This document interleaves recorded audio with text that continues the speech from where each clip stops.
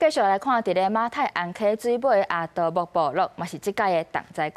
毋过因为离市区较远，即救灾卡手就较无够，所以复原的进度嘛较慢。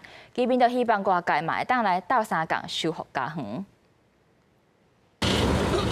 吊车甲大型货车段的卡伫真下双向车道，无法度进退，前后车也拢总袂顶袂动。整个台九线的南北的车流量，整个到193线到这里，刚好经过我们的这个很严重的灾区。马太安溪崩发河就生在海地附近，有关的程度暗过伫溪尾阿头木部落，离河堡上近干那300-400公尺先受灾。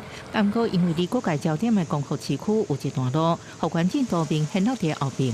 好像有的人不知道这边的灾难吧？都遗忘啊，别遗忘的部落。光复那边比较人力过剩，所以我们就想说，那就到那个比较没有人帮忙的地方。这边反而其实是更需要来这边看到这边的景象，其实非常的冲击。